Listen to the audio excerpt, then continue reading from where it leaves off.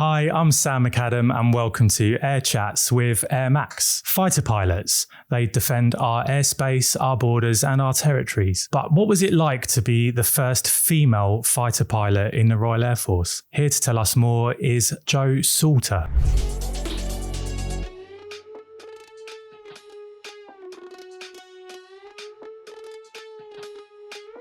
Jo Salter, welcome to Air Chats with Air Max. How are you today? I'm really good and thank you for inviting me, Sam. Yeah, well, I'm pleased that you're here because you are our very first fighter pilot that we've had on the show, but also notably the first female fighter pilot, or should we say operationally ready combat fighter pilot for the Royal Air Force. And that's part of the reasons I wanted to get you on today to speak about that. But there's more to it than just joining the Royal Air Force and becoming a fighter pilot. So you obviously had an interest in aviation before this, and there were many things that led up to that moment of becoming a fighter pilot. So would you mind telling us a little bit about that, please? Of course. And really interesting that you think that I must have had an interest in aviation, because I grew up in South London, in Croydon.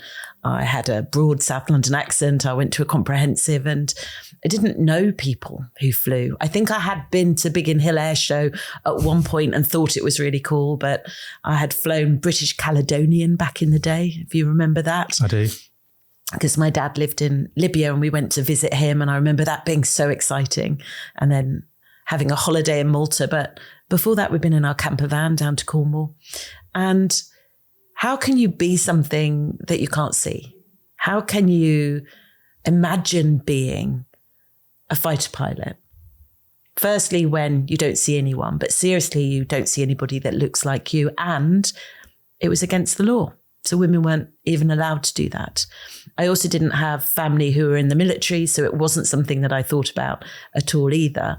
It was much more of being the sort of person who, I suppose, throws myself in heart and soul to anything I do, searches for opportunity and just thinks, let's see what happens. And I would say that I have spent my whole life putting myself in what you could call discomfort and pushing myself out of my comfort zone and then thinking, oh my goodness, why have I done this? What's going to come next? So I had quite a circuitous route, I suppose, to joining the Air Force, and, happy to share that if you'd like it, or wherever you'd like to go. Yeah, definitely. But because obviously you mentioned school, there would have been certain subjects that you were good at, certain things that interested you.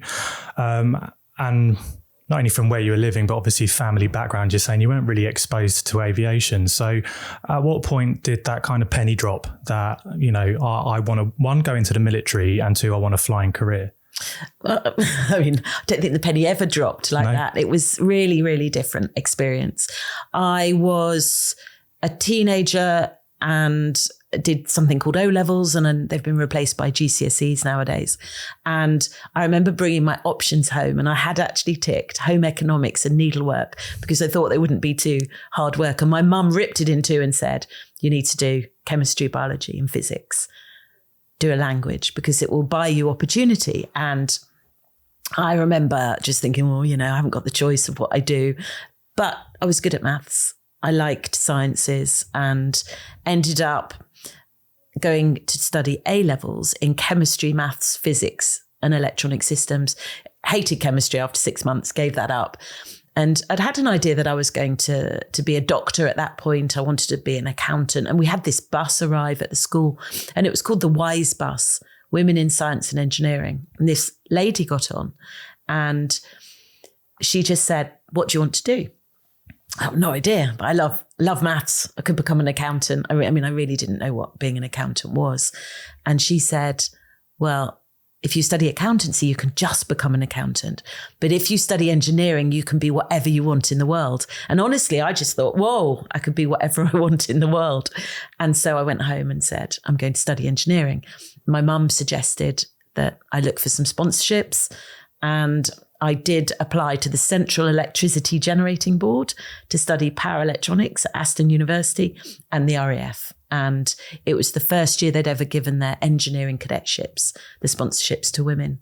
And I had one of those. I was awarded it. I had to go to Biggin Hill absolutely loved the 3 days that I'd spent there doing sort of leadership tests and all sorts, and signed on the dotted line when I was 18, and 5 days. I signed up till I was 38. So it sounds like up until this point, you've still not decided that you're going to be a fast jet pilot.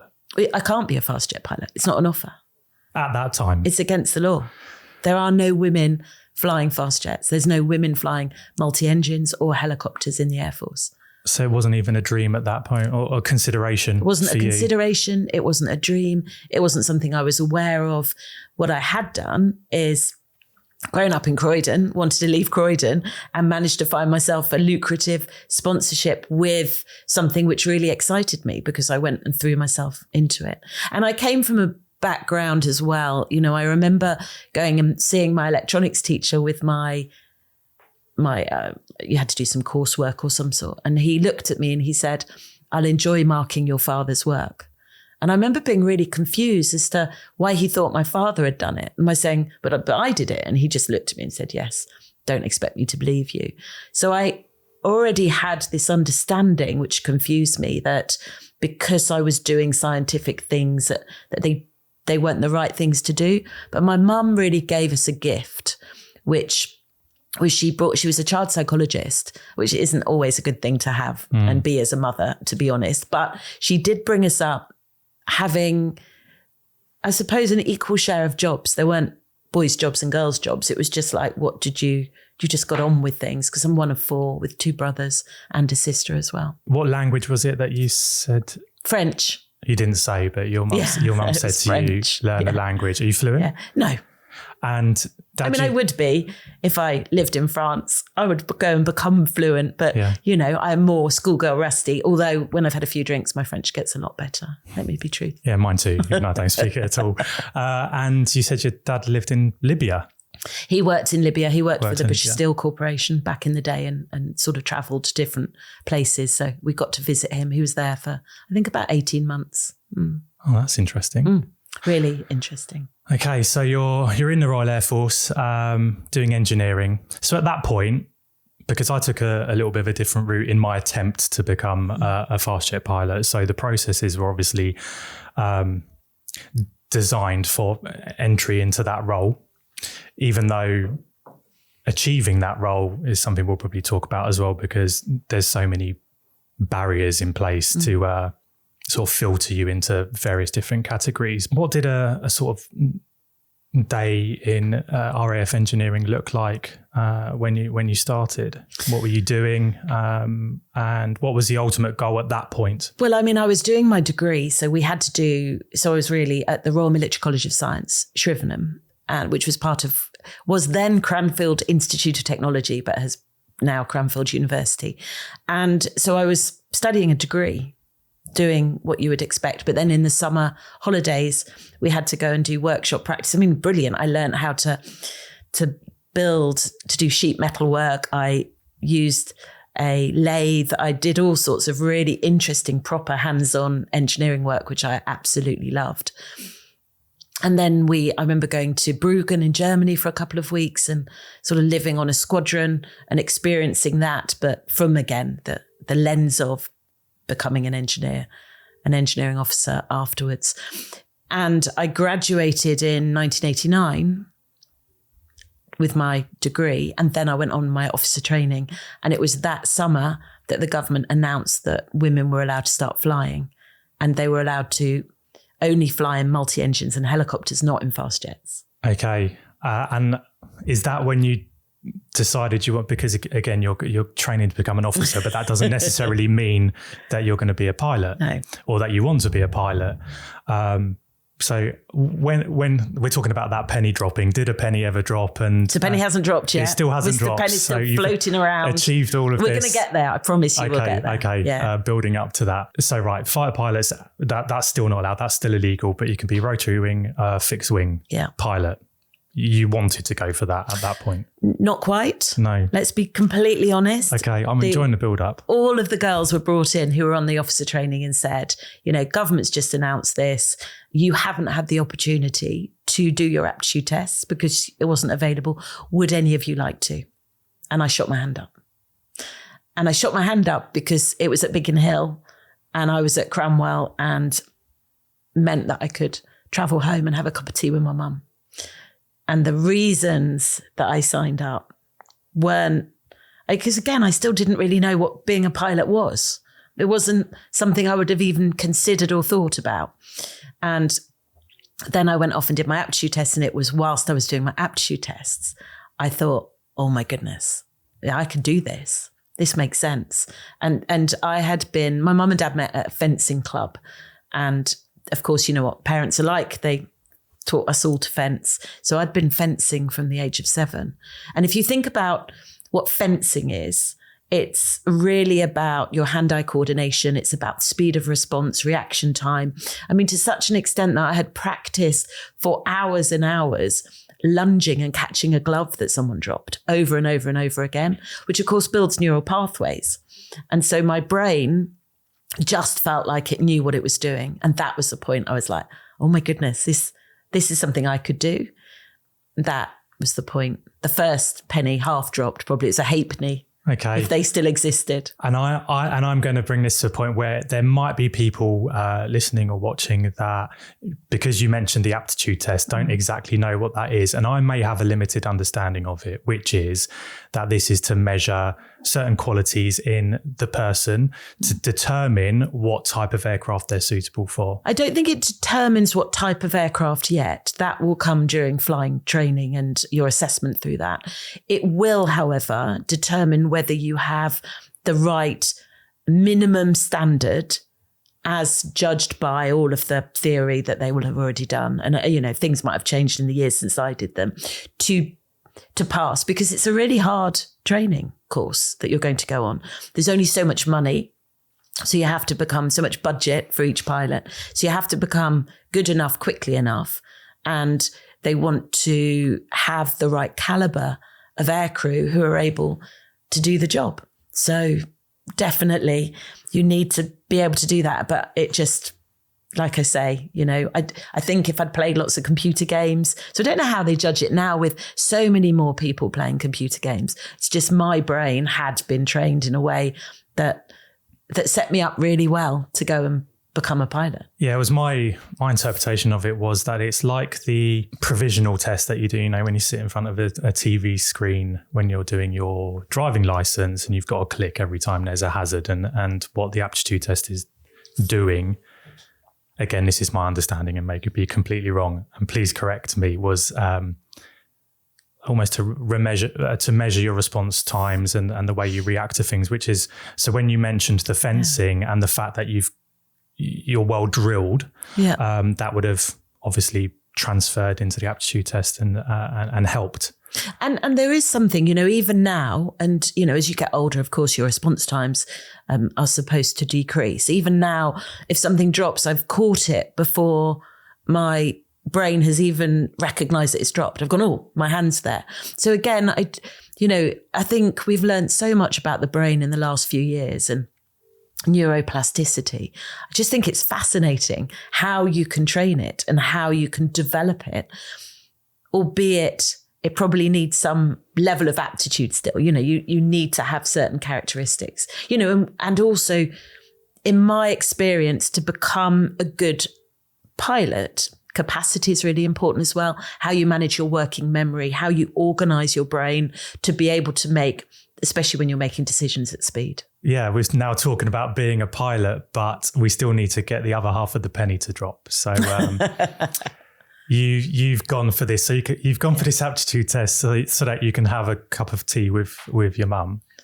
Yeah. And then what happens? So I enjoyed the aptitude test, thought this is great. And then my head said to me, I have this ongoing narrative said, don't worry, you won't, you know, your eyes won't be good enough. You'll fail the medical. So again, I had no expectation that I would be able to go and do that. Again, you know, whether that was a limiting belief, it's really difficult to remember now, so many years on.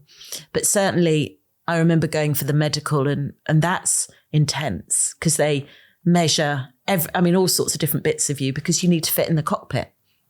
And of course, they said that it was quite unlikely, because I'm not very tall, I'm 5'4", that I would fit. And I was in fact right on the minimums to be able to do that in all of the different lengths. My eyesight was good enough. It had deteriorated, but it was still better than 2020.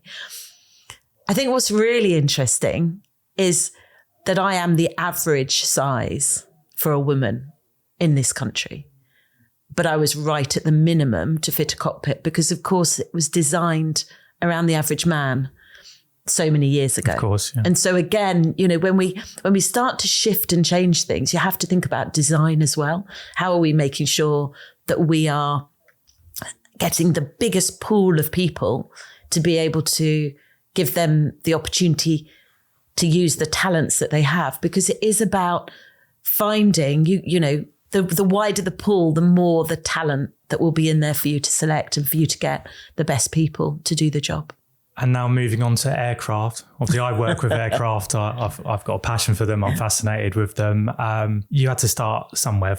So it was still illegal for you to be a fighter pilot at that time, but you went through the aptitude test. And how did you get your wings? It didn't bother me at that point at all. I just, I was 21 years old. I'm suddenly told that I've graduated from IOT, and the day after they say, by the way, you're not doing your engineering officer training. In 2 weeks' time, you're starting at Swinderby and learning to fly. I mean, it was the most exciting thing ever.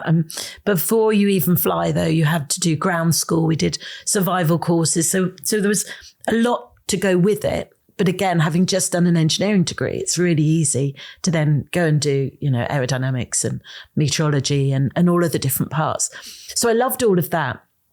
And then I had my first trip and I just fell in love. I fell in love as we got airborne to the sort of peace that you get up high up above the sky. There is something to me that just feels like I'm at home. And in fact, I was lucky enough to get a trip in a Typhoon just a couple of years ago. And it felt really strange going back to jump into a jet at the age that I'm at. And I thought, well, what are people going to think? And so there were all the normal anxieties that people have when you go and do something again. And I just remember I sat in the seat, I was in all the kit, remembered how heavy it all is. And we closed the canopy, and I just remember feeling that smell of aviation fuel. And I felt like I was at home. I felt like I was sat back on my sofa. And so there is something for me in the air that the only other place I have felt that is deep down underwater scuba diving. So there's something about those two extremes that just, feels a really comfortable place for me to be. Now I can relate to that, because obviously I have my own passion for aviation, and certain people don't, and that's fine. But that's incredible. And what I'd want to say is I'd say, I'm purposely going to say this, being a fighter pilot seems to be like every boy's dream, every young boy's dream. Now, obviously, there's something wrong with that statement. You didn't even want to be a fighter pilot. I didn't know that I could be a fighter pilot. I think that's different. So if you look at society, and we are coming from thousands of years where women have been treated really differently. It hasn't been an equal world that we've lived in. And how do you change society? So, I have 2 daughters, and I couldn't believe that all the cool toys were in the boys section. And then, you got the dolls in the girls section and things. So actually it happens really from a young age that what we do is we bring our girls and our boys up differently. Now, that isn't to say that girls can't be interested in whatever they want to be, or boys in whatever they want to be, or whoever. To me, there's something really important about how do we allow our young people to be whatever they want to be? How do we give them the opportunity to use whatever talent that they may have? And that, to me, goes right back then to the education system, because I think personally we should overhaul our whole education system, because it doesn't do our amazing young people that are born in this world what they need to develop into the adults that they could be. Yeah, absolutely. And there's almost like quite a long point I want to make, because I think it was around this time last year, there was a report that came out about head of recruitment at the Royal Air Force was being encouraged to increase the numbers of women and minorities within the fighter pilot numbers. And she resigned in protest because she felt it shouldn't be done based on, your gender or your race. Now, there's two sides to that argument. I believe you became a fighter pilot because of your qualities and because of your skills and your capabilities. You were clearly capable of doing it. And I wonder whether those questions on the application form should be removed altogether, so that actually you don't know who you're getting and it is just based on what you're able to do rather than who you are and what your background is. I mean, it's just an impossible situation, isn't it? Because, you have to have the skills and capability to do the job. Exactly. There is absolutely no doubt, because you put other people's lives at risk as well. We also want to give that opportunity as broadly as possible to as many people as possible. So you have that diverse pool to select from.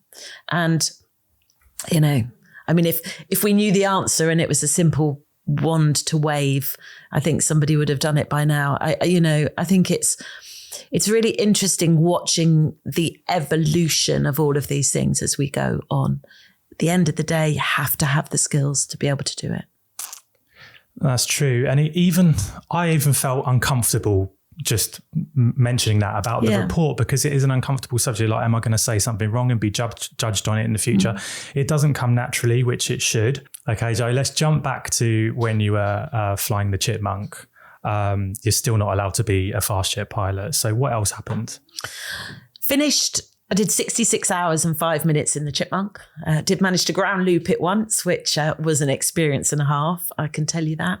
And then moved to RAF Cranwell to fly the Jet Provost, which was the 5A, for those of you who are interested in aviation. Of course, what's I think the most interesting about the JP is you are now side by side with your instructor, and you felt much more vulnerable knowing that they could see absolutely every move that you made in a way that wasn't true when you had your instructor sitting behind you in the chippy. Now, that course is about a year long, and midway through that, they make the decision as to whether you should be a fast jet pilot, sort of multi-engine, or helicopter. And they were called Group 1, Group 2 and Group 3, quite simply. And they used to put your scores on a sheet, and they would go and they would look down and they would make a decision as to where you went. And of course, my decision at the board that sat for me was multi-engine. But my flight commander, he turned around and said, well, wait a minute, that doesn't make sense. Where would you send a pilot with these scores if she wasn't a woman? And they said, well, we'd send her fast jets. And he argued, he said, well, why don't we send her to Valley, and allow her to become an instructor to release someone else to the front line? We appreciate that she can't go all the way to the front line, but why don't we do that? And they agreed. So he came back and gave me the good news that I was now on what was called Group 1, Phase 1 lead-in, which was where you now started to do more low-level flying and formation flying on the JP before you disappeared off to Valley to fly the Hawk. And of course, you still have to pass the critical checkpoints along the way, passed that and went off to Valley and had my first trip in the Hawk. And oh my goodness, they send you around. It's called a famil trip. It's about 30 minutes, low level around Wales. And you literally land and your brain takes a few minutes to catch up because it's just happened so much faster. And that's where, I mentioned about capacity, actually the capacity to be able to think fast enough and to process the information becomes so, so important when you're flying at that sort of speed. I'm just imagining it now. Sorry, stopping in my tracks a little bit just to think how cool that is. Yeah. This legality, I wanted to ask about that, the legality of becoming a fighter pilot, because you mentioned you were put forward for that. Were these laws stopping you from becoming an operational fighter pilot on the front line, but you could obviously still fly a fast jet? Yes, I presume so. I think it was the operational side of it that was the critical piece, because it was whilst I was at Valley, my understanding is that the Royal Navy had some women on a ship and they had to go somewhere where they needed to change that legality to allow them to be operational to be able to fulfill whatever they needed to do. And that was then across the whole of the armed forces. So the barriers to stopping me being able to go to the front line just disappeared one day. One day I couldn't, and I was going to be an instructor. And then the next day I was like, no, you can go all the way. So I graduated 3rd of April, 1992, got my fast jet wings, have a photo of it with me with the biggest grin on my face. And I then went off to RAF Brody before it closed on the penultimate tactics and weapons course there and flew there. So you're just in the right place at the right time. Yes. But obviously because of everything you've did, and it's just, you know, it wasn't just by luck. And there's a lot of hard work that we're packaging in all of this. That's the thing, is we've got a couple of years have gone by of having to come up with the goods and deliver, and, whether, instrument flying. I could mention it, everything. And formation flying. And of course, formation flying is a really interesting piece because you start to do tail chasing when you're in the Hawk, which was just amazing. But when you're in close formation, you can tense up so quickly that what you can do is you can get what we call a PIO, sort of pilot-induced oscillation, which effectively you think, I need to go forward a bit. And so you start to go forward, but then you go, I've gone too far. So you come back. So you end up moving. So actually minimizing your flying movements that you put in. And I had a couple of tricks that I used. One, which was make the movement and halve it immediately, which would just reduce that. And also wiggling my toes. So I think an instructor told me that once. So when you wiggle your toes, it just means that you can relax your body and you're not as tense, and therefore you can be much gentler with the controls.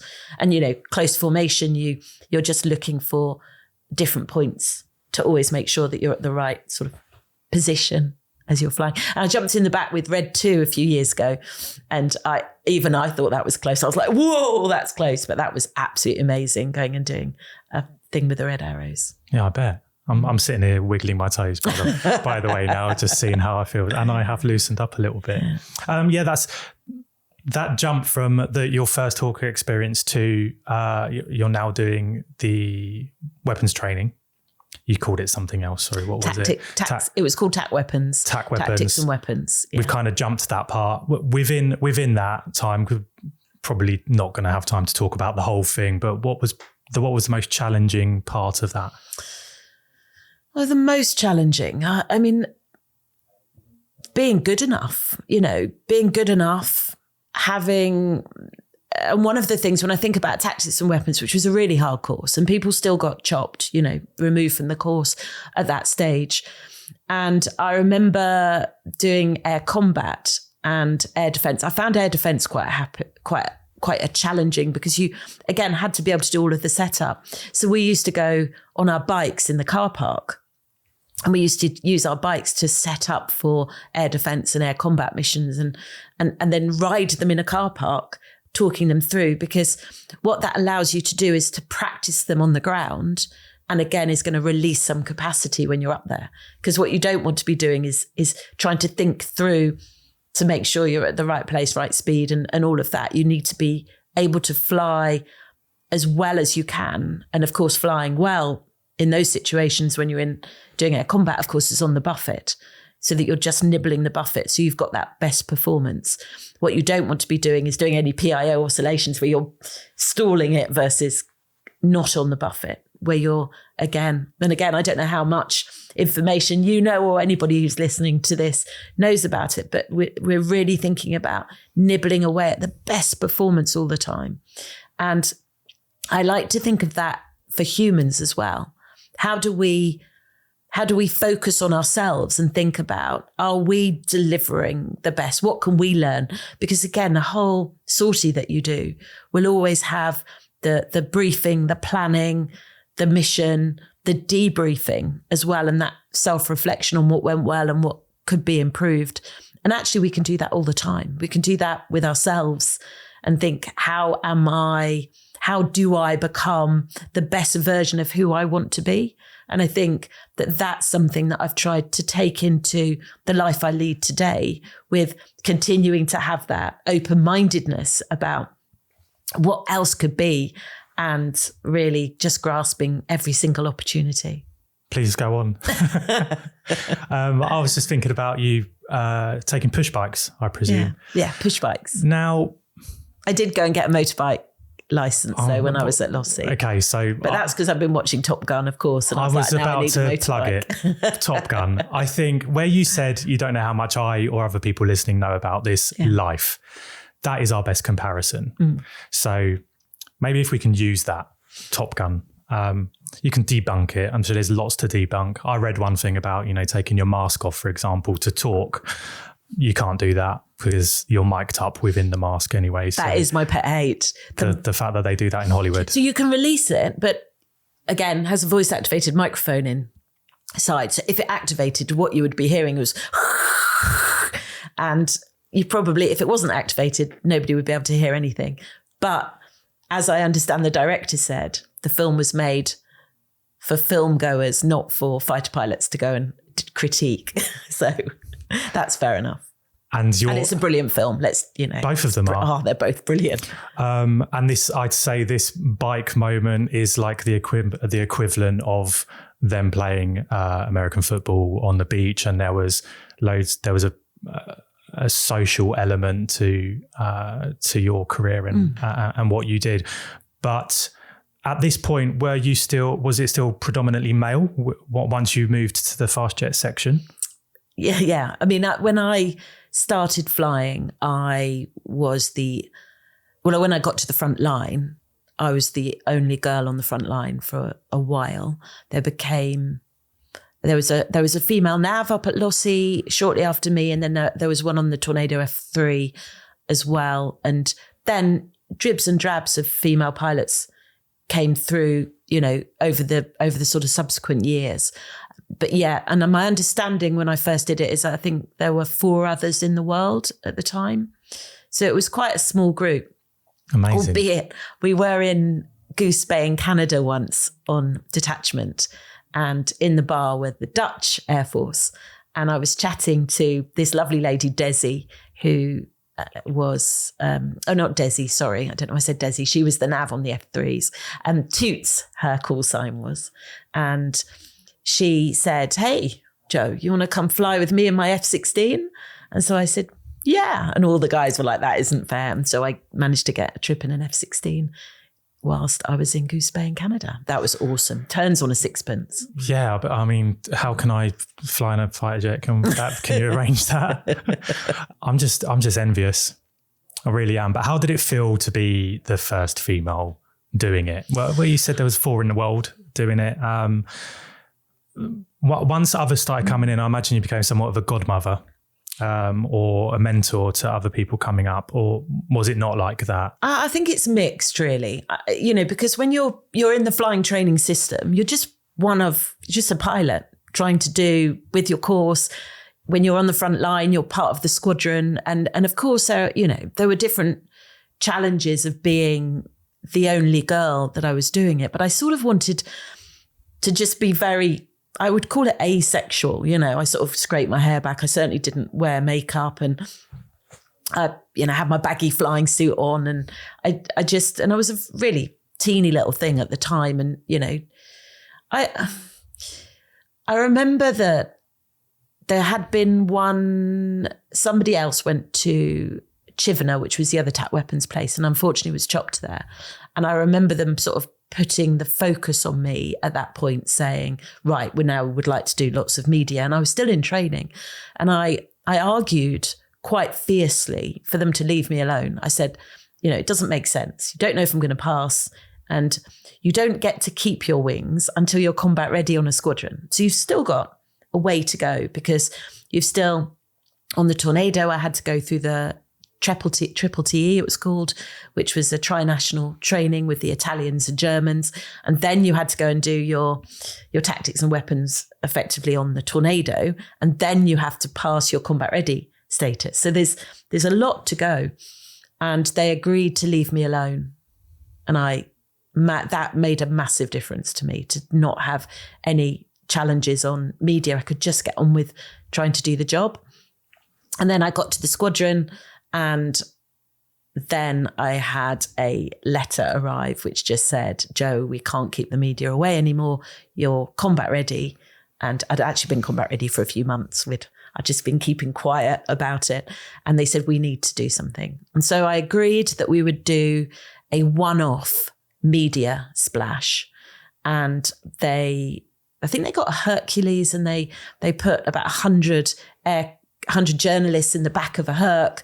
I had to go and fly, and then we did sort of, and there's some photos of me flying, and they're all taking it from the picture of the Herc. And it was quite good fun because we came back, we did a fly past when they were on the ground, and then we went into a hangar, and we did and my navigator with me, PJ, and we did a sort of chat to the journalists and answer some questions in my flying suit, and then that was it. But that made me stand out. So it wasn't just Jo suddenly, because it went all over. It was on the front page of the Times. It went all over the world. And then I got all this mail arrived. And the only way that I could deal with it is get all the guys to open the mail as well, so that it became part of us, not me being different. And that was really important to me. And I was asked to do all sorts of media. I mean, I can't tell you the things that I was asked to do. I just said no to everything, apart from the one that I did, which was going and having a trip in Concorde, which was me flying into Manston with the Tornado, and Barbara Harmer, who is the female Concorde pilot, she flew Concorde in. I think they were doing people paid to do trips up to the North Sea. And I have probably the best and my favourite photo ever of the two of us sat on the ground having a chat in front of the Concorde and my Tornado together. And then I got a trip in Concorde. And this was in Manston, which is now a lorry park. Is it a lorry park? They've shut it. Oh no, there's been talk of it reopening, but could potentially be redeveloped into thousands and thousands of homes. Or they were doing Operation Stack during Brexit at Manston. Oh, okay. Really sad, because that was my first, when I started working in air charter, that was where my first flight took off from, DC-8 actually. The windscreen broke. But yeah, back to your aircraft, which are far cooler and faster. The Tornado was actually, when I was growing up, was my favourite aircraft. Purely aesthetically, because I didn't really know or understand the differences between them. But what was that like to fly? Oh, fantastic. But my favourite was putting the wings back. I do love sweeping the wings back. And when you look like a dart and off you go. And we were a maritime squadron at RAF Lossiemouth. I was on 617 Squadron, the Dam Busters. And part of that was flying low level over the sea, operational low flying in different areas, so which is down to 100 feet, which is good. And it also had a terrain following radar, which was a very odd experience. And you did that at night, 500 feet, where it would fly you low level back in the day. Terrain following radar. Yeah, What does that do? So it would follow the terrain. So it was like an autopilot flying itself at 500 feet. Oh, that's bizarre. At night. It's bizarre when you first do it. Yeah. So you put all your trust in that system? Yes. I mean, it supposedly had a fail-safe to lift the up, not down. So, yeah, it was good. Okay. And did you have a call sign? Does that exist within the Royal Air Force? Not really, no. I mean, we had trigraphs. So my trigraph was Sal, because, of course, my first few letters of my surname are Sal. So, but no, people call me Jo. Okay. And did you ever come up with one that you wanted? You're happy with Jo, but if you could come up with one, I'd have to think about that one. Oh, you've not thought about it? I've never been asked that. It's a great one, Sam. I should have come back and say, right, what I've come up with. Yeah, I'd like to find out what you come up with. I don't actually have one either. I mean, I've got no right to have one, but I might think of a call sign as well. Yeah, I do think so. There's a couple of things. So I loved the fact that Phoenix in Top Gun Maverick was not made to be a sort of girlfriend character. I really love the fact that she was, right at the end, she was allowed to be a good pilot. That I thought was brilliant. That was just came to my mind thinking about the call signs. And then I am friends with Mandy Hickson and Kirsty. And Kirsty was the first female Red Arrow pilot. And we decided, because we were the three female Tornado pilots, what should we call ourselves? And so we said, and we decided we would be a flamboyance of tornado pilots. Okay. So that's all I've come up with. A flamboyance of tornado pilots. Yeah, female. They were the 3 female tornado pilots. Yeah, I enjoy playing that game when it comes to animals. What do you do? You know, a flamboyance of tornado pilots. Okay, and you need to come back to me on the call sign. And the call sign. And I'm happy, but I was trying to bring it back to Top Gun as well. And I totally agree. She wasn't like the special cute girl. No, it was really important. Spare part. Yeah. It was just natural. And I guess that goes to show how far along it's come, because the original Top Gun, it's all white males. Yes. Yes. Which you would have expected back then. And same territory you came from, really. And now it's, you know, it's far more diverse, and that's really good. And there wasn't a particular onus on any one character to make it sycophantic, I guess. I was 18 when Top Gun came out and just joined the Air Force. Right. How do you compare it? What is similar? What's not? I know it's Hollywood, but Top Gun and Joe Salter, what parallels are there? Well, I think it does us a lot of favours, because I think people get a glimpse into the level of hard work, because it's quite a difficult thing to put across. And, you know, and I've been told that probably the only thing that's harder than being a Formula One racing car driver is being a modern a modern fast jet pilot, a modern fighter pilot. Now, you know, whether that's true, I don't know, because I've never been in a Formula One racing car, although of course one would always love to do that as well. I think there is something about that decision making and capacity that I think you can pick out when you watch Top Gun Maverick. And, you know, the fact that they roll and pull and keep close to the ground rather than trying to bunt over. And now I probably don't sound... Well, I would have said it was the other way around. I would have said being you said modern fighter jet pilot, so Eurofighter, right? Or what's the current most modern? I suppose I'm thinking that rather than, you know, going back to Spitfire and Lancaster. I mean, that we've got a Lotus Elise, and when you drive the Lotus Elise, you really have to drive it.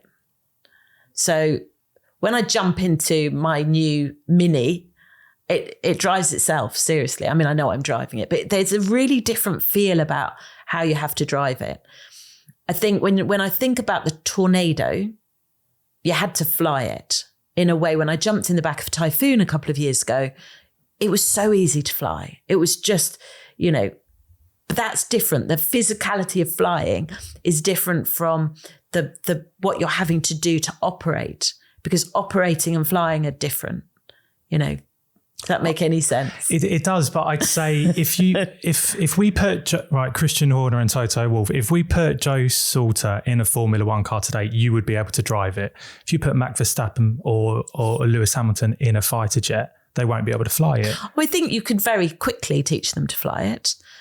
Yes, they might not be able to operate it. They might not be able to take off. Well, you could probably talk them through takeoff. Probably you wouldn't want them to land it. Yeah, I'd recommend them not landing it. So there's this weird statistic, actually, isn't there, that most people believe they would be able to land a commercial aircraft if the pilot was incapacitated. So I believe I could land a commercial aircraft. Well, I totally believe you could, with your eyes closed, right? In fact, I remember I was coming back from...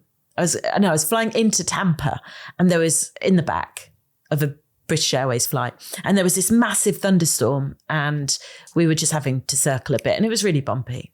And there was this lady next to me who was really scared. I mean, she was almost in tears. And so I thought I'd be really helpful, and I leant over to her and I said, you know, I just need to let you know that, you know, I'm actually a pilot. And I mean, I did my commercial pilot's license as well, and I've lots of other things that we probably haven't time to talk about now.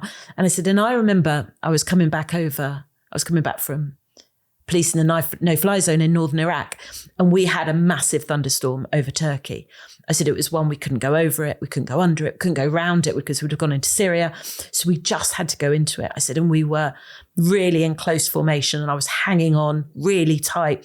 I said, and then suddenly we dropped 2,000 feet in a moment. And she looked at me and she said, "You're not helping." So I kept quiet and just watched her from a distance. Yeah. It was nice you tried. I know. I probably have a different normal to flying, is what I realised at the time. That it's bumpy. And I mean, I get into a lift and my daughter will say, whoa, did you feel that with your tummy? And I say, no. And I don't feel it. Again, I think you can normalize when you've flown more. You normalise things differently. Well, and does that make any sense? Yeah, and that sort of aircraft, certainly. I mean, I'm more reassured by hearing the scary stories. Like you said, you dropped 2,000 feet. It just shows how capable these aircraft are, and it does happen. You fly through turbulence, you might hit an air pocket and drop a little bit. People feel a little bit of turbulence and they think, oh no, it's game over. But actually, these aircraft are so well built and incredibly well tested. I always use a comparison of when you drive across the M25, the car's shaking all the time, and look how smooth that tarmac is, and that's relative to what's going on in the air most of the time. It's just, imagine a river of air. It's the same thing. So for something to go really badly wrong, I mean, not only is it unlikely, but even in those moments, the chances of it being catastrophic. Well, statistically, it's one of the safest forms of travel. Exactly. Flying. Yeah. Not in a fast jet, but in, commercial. I don't know. I'd jump in about with you and feel pretty safe and excited. You might want me to practice a few landings first because I haven't done it for a little while. But I'm sure it'll be fine. I'd be like, all right, first time we're going up, we'll be fine. Yeah. You mentioned your girls, obviously, when they have friends over, when you bump into people on holiday and they say, what do you do for a living? Obviously, you do a different job now. If you want to talk about that, that's up to you. But when you mention that you were a tornado pilot, what sort of reaction do you get? I mean, usually now I get one of interest. It's really interesting. We'll jump back a bit to what you were saying about how do I feel about being the first, because I sort of hid it a bit back then when I was in my 20s and probably a bit in my 30s. And I also was like, well, so what? But as I've got older, I recognise the importance of having role models, the importance of what you said about, you used the term sort of godmother. But actually, how do we make sure that people understand that there's that opportunity there? And I've been on the speaking circuit for more than 20 years now talking about it. And it's been interesting to watch the development of people's interest because things have changed even over the last 20 years. And I spent 12 years flying air cadets as a volunteer pilot on 6 air experience flight at RAF Benson, which means just taking, some rudimentary flying skills and if the weather's good enough, doing some basic aerobatics. I counted up. So I've flown over 1,000 air cadets on these flights and a whole load of UAS students over the years. And UAS is the University Air Squadron. That's the Oxford one's based at Benson. And I think that's what really made me understand when I still had young people saying, I didn't know women could fly. And I just thought, wow, how is that still true? And so I suppose I now wear it with pride in a way. Before I didn't want to be different, but now I recognize it. But I wear that accolade, as you called it, with pride because it's important for other people, not because it's important for me. I get that. And I'll be completely honest, I've been really nervous talking about that particular part of it because I'm unaware of how it makes you feel, whether it's actually a title that you want or whether you just want to be put in one bracket. I'm a fighter pilot, and it doesn't matter what I look like or who I am. I'm a fighter pilot, and I flew with these great fighter pilots from all different walks of life, and we were in those planes because we were the best at what we were doing, and all that other stuff is just noise, and it doesn't matter. And even the media coverage that you got as a result, I guess it's probably quite tough and annoying at times. Just wanted to be left alone and not know. It was tough at times, but let's play it back another way. Look how lucky I was to have had the opportunity and to have been the right age at the right time with the skill set through fencing, with the aptitude, with the ability, and I would say resilience to deal with being the only girl in what was a really male environment. And, you know, people that I meet now who I haven't seen for years say, Jo, you know, your sense of humour's helped a lot. And I think it did. I have a really good sense of humour, but that at times I had to give a little bit of myself away to do that, because I needed to fit in and behave how I did. And somebody just asked me the other day, Jo, what would you do differently today? And I said, oh my goodness, I'd speak out more. My best friend who's known me, we went to university together, he said, Jo, out of everybody I know, you speak out more than anyone. Imagine if you'd spoken out even more. So I think I just think it's it's part of who I am. I am really proud to have done what I've done. I think it's really important to share that with other people. But I don't want people thinking, I suppose, that I, you know, I'm the sort of person who runs around going, oh my goodness, look at me, because it's not who I am as a person. But, you know, you can't help what other people think. So. No, you can't. And absolutely not. I agree. And I guess that's why I felt that maybe it's something that you don't really want to talk about. But you've got a choice in all these things. Actually, you're going, this is an opportunity to inspire the next generation, whether it be girls or boys, and say these are the sorts of things that you can achieve, especially when you're volunteering. But at the same time, it's got its advantages. So I saw that, you know, come back to Top Gun again, that you were... It's the Sun paper, so I'm going to take it with a pinch of salt. He approached you. So who approached this? I'm talking about Tom Cruise and the fact that there is a photo of you guys together. You were apparently invited last minute to go to Top Gun Maverick premiere and scrambled, pun intended, to get to Leicester Square. Is that what it was? It was a last minute. And the article saying that, you know, he really wanted to meet you. Yes, and it's true. He asked to meet me. So it was the chair of the charity gave me the tickets. I'd been on breakfast television that morning at the RF Museum, and I had cheekily said, shame I haven't got tickets for the premiere tonight, whilst I was on live television. And the chair of the charity said, yes, I had 2 tickets at 3:00. I went with my youngest daughter, and then we were leaving and I saw the chair and said, thank you. And she went, oh my goodness, I'm so pleased to have seen you, Jo. I told Tom you were here and he'd really like to meet you. So yes, I got to meet Tom Cruise and talk about G-forces and flying, and it was amazing. And then I'm also an ambassador for the Royal International Air Tattoo. And in fact, that year he came and spent the day, and they called me in the day before and said, Jo, as you know him, would you host him for the day? So I was like, yeah, of course. So I got to host Tom for the whole day. Oh, brilliant. And he obviously has an aviation background as well. Yeah. And actually, really, what a nice guy. What a nice guy. Yeah, it's always nice to hear, actually, when someone at that level is good to speak to. But you've got similar interests, haven't you? So he's just another guy that likes aeroplanes and flies them, and probably loads for you to talk about as well. There was a competition, a G-force competition, right? He's flown at he'd done 9G and I've done 7, but I did the job properly. You know, look at it. Yeah. His lights, camera, action with him, and you're flying. No, he's amazing. You're flying through thunderstorms. I could not say a bad word about him. It was good. And any other opportunities have come about from your career, where it's led to in terms of not the celebrity lifestyle, but anything else that's happened as a result of you being in the Royal Air Force and being a fighter pilot?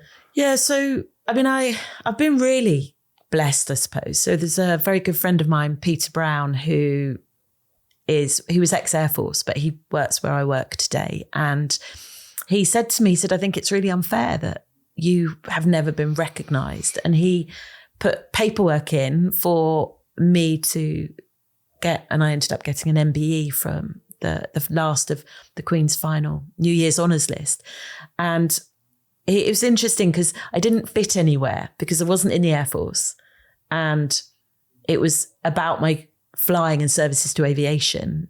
But I was an aviation ambassador for the Department for Transport. So he approached them, but he did a lot of legwork. And so I was really, really lucky to get awarded my MBE by Prince William at Windsor Castle. And then I also got given an honorary doctorate. I was born in Bournemouth and by Bournemouth University, again for my services to aviation. So I think it has brought me things which, you know, I feel very proud of, that recognition and support, but not for my flying. I think it's more for, how do you continue to give back? How do you continue to encourage people into the sector, whether it be in engineering or as pilots, but that whole piece, because it's such an amazing sector to work in, as you know. Well, yeah, it's huge. It's a small knit community, but it's global. Yeah, I mean, I love it, and what an honour to receive the NBE. And you know, congratulations on that. Do you like being called Joe Salter MBE, or are you okay? Okay with just Joe? I know you have to call me Dr. Joe Salter Dr. MBE. Joe Salter MBE. Joking. Please just call me Joe, not Joanna, because otherwise I think I'm in trouble. So yeah. And do you do any charitable work? I do. I know you do. Sorry, I should say I know you do, which is why I brought it up. Okay, yeah. I mean, actually, I was reflecting the other day that you know, what is it that drives us? And for me, there's something about service. So I did fit so well into the Air Force. So I started doing voluntary work when I was a teenager. I have done voluntary work throughout my life. Probably there isn't a time that I haven't done something. I'm coming to the end of 9 years as a charity trustee, actually for the Royal Air Force Club. And recently, a couple of years ago, I am part of starting a charity with, there's a singer called Ray, who you may have heard of. She's just done really well with the Brits, and our families have grown up together. So we're sort of adopted families, and she's called me Auntie Jo growing up. I'm very good friends with her mum, and a few of us have grouped together and we started a charity called Ripples, which is how do we take the success that Rachel's having, along with two of her sisters as well, Lauren and Abby, who are both sort of signed for writing music, and Abby again for singing. How do we give back? Because they are in such a privileged position now, and it's really important that we think about what that means. And Sarah, Rachel's mum, is half Ghanaian. And so how do we give back to help young people and their education in Ghana with the music and the success that's happening there? So that our website's about to go live, and you know, tracking Sarah down's quite hard now because she's so busy, as Ray was on Saturday Night Live last Saturday in the US. So oh wow, yeah, she's going big. Well, I saw her she blew up on the Brits, and before that I didn't know who she was. I mean, if I'd walked past her on the street I wouldn't have known, but I knew the songs, and I think that's great. And if if the charity's got a name, then please mention it now so people can go and visit. Yeah, we've called it Ripples because of the ripple effect, but certainly the website will be going live very soon. And in fact, I think you've said that you would give a donation for us having a chat to Ripples. 100%. So as you can see, I just said that online. Do you like the way I said that? Yeah, to hold me to it. It's like a verbal contract. But we try and do our bit. Obviously, part of the show, people listening won't be able to see it, but the screen behind us obviously got the Prostate Cancer UK logo on it because we raise awareness. It's usually something that's happened within my family or close friendship circle. Dad's brother died of multi-neuron disease, so I run charity. So I ran a marathon and raised money for that. So usually when there's an event, I'll then focus on a particular charity. So I think it's important to raise awareness and give back where you can. Extremely important. And I think that's lovely what Ray is doing. I think it's easy probably to judge celebrities these days. Like you said, Tom Cruise is a really nice person. People have got, especially on social media, people are very quick to go and judge without really doing any background research or having facts to hand. They might, because attention spans are short. You read one thing, you believe it, and you pass judgment. I learned that my own way. So I remember when I read some of the reports about me in the media, and I thought, well, they're not even true. But that taught me years ago that the media isn't always telling the truth. Sometimes it needs a good story. And I just think that it's so easy to criticize others. So easy. And it's so easy to look for the bad. And I often think when I go onto social media and all you see is people trolling, I think, oh my goodness, they're not busy enough. I mean, my life is so busy that I don't have time to go and put big critiques on whatever social media is happening. So, well, we're asking for it now, but come have your best shot. No, that's fine. And Jo, you're now working in the corporate world, and how did you find that transition from military life to Civvy Street? Interestingly, it was really hard at first, really hard. And because you don't realise how institutionalised you are, or part of a family. And it's sort of 50% of one and 50% of the other. And I think that moving into the civvy world was quite hard work. However, I've been in it a while, and I'm also still, I mentioned earlier about flying air cadets, but I'm also an honorary group captain on 601 Squadron. So I'm still part of the Air Force. And that's really important to me. But the skills that you learn in something like the military, the ability to make decisions, the ability to communicate, the ability to just keep calm when it's a stressful situation, they are absolutely paramount in the day-to-day running of an organization. And so that has given me such a strong grounding to be able to continue my career in different directions. And I think taking all of that, all of the experiences that we have make us the person that we are. And you just can't separate them out. And I think the biggest thing for me about the corporate world is, how is what I am doing purposeful and meaningful? How does that play out so that it fits my values in making a difference and helping other people? Because I really do believe now, with the experiences that I've had, that I can make a difference. And, I said already about the length of time that I've been on the speaking circuit, but there's a real difference now to the stories that I can tell, which are the same stories that I was saying 20 years ago, but I have the so what. So what does that mean to the people who are listening?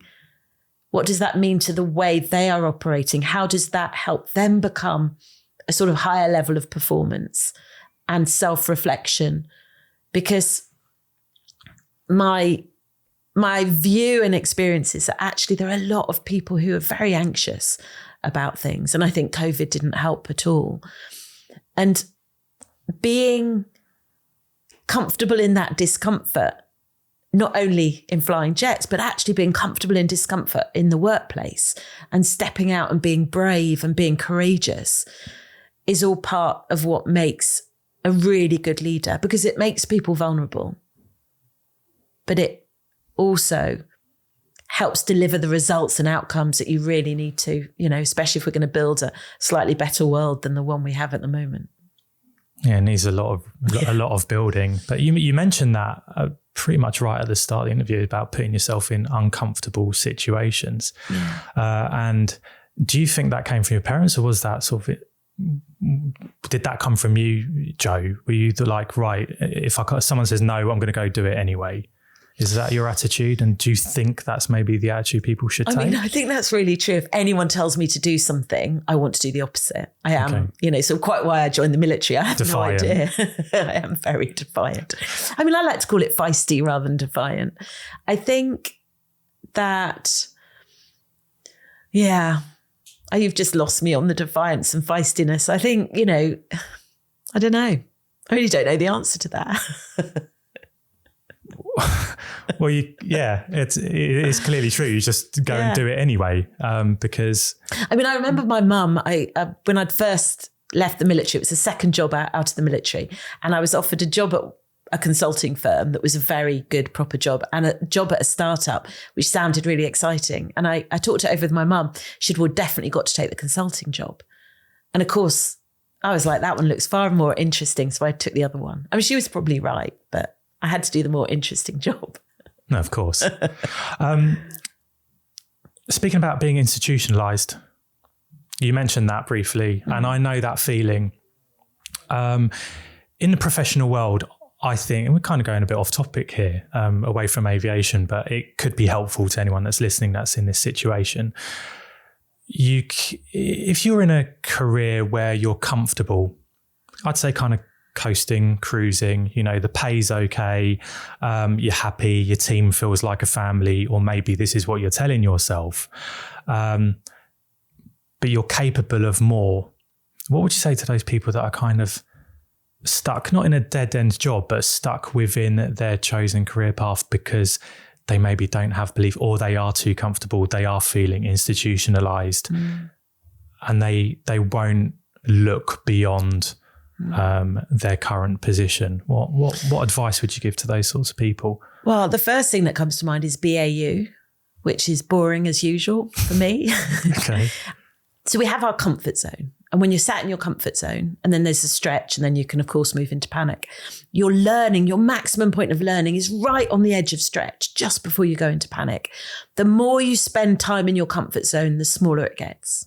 It shrinks. So you have to be in stretch. You have to be changing it. And just imagine turning around in 10, 20 years and looking back and thinking, why did I just stay where I was? Because there's so much life to live. And we have a saying in our house, which is, you won't get in if you don't apply. And it's really simple. But I meet so many people, and I do meet a lot of people who wanted to be fighter pilots. And I asked them, how far did they get? And they said, well, I didn't ever apply. And you're guaranteed not to get in if you do that. So if you're stuck where you are and you recognize that it's safe, but there are reasons, then you have to put your brave boots on and jump out into that stretched zone and just see what happens, because it could be the best decision that you have ever made. I agree. And I used to be this person that would use excuses until I met someone that I'd consider as a mentor. Is from the gym. I joined a gym that was focused on mental health. I wanted to get help, and anything I'd say that was negative, it could even just be like, why I'm not coming into the gym tomorrow, was just an excuse. It's an excuse. And then when you're told that enough, you start listening to your own answers and realizing, I'm manufacturing a reason why I can't do this, why I can't do this, whereas actually I can, like the can-do attitude. And I'm the same boat as you. You don't try. Sorry, you won't know. You won't get in if you don't apply. Well, let's just use your motto, because I messed mine up anyway. We'll make a new one. If you don't try, you never know. That one. If you don't try, you never know. Any final thoughts to add before we wrap up? Which I'm sad about, by the way. Thank you, Sam. I think it's been really enjoyable to sit and chat, and it's reflective, and there's so much more that we could sort of cover and talk about. I think I'm just a really normal person from a really normal background who just saw the opportunity, even though I didn't know what it was, but I just kept knocking on the door of opportunity and kept pushing it open. And I think that doing that has led me to have the amazing experiences I've had. So let's just keep knocking on doors of opportunity. Yeah, it's really inspiring. And a lot of top talent seems to be coming out of Croydon, doesn't there? Kate Moss. Yeah, well, Stormzy, Kate Moss, Ray, right? Is she? Yeah, Ray? She is. Yeah. And obviously Jo Salter. Thank you. So really pleased to have had you on the show. Thank you so much for coming on.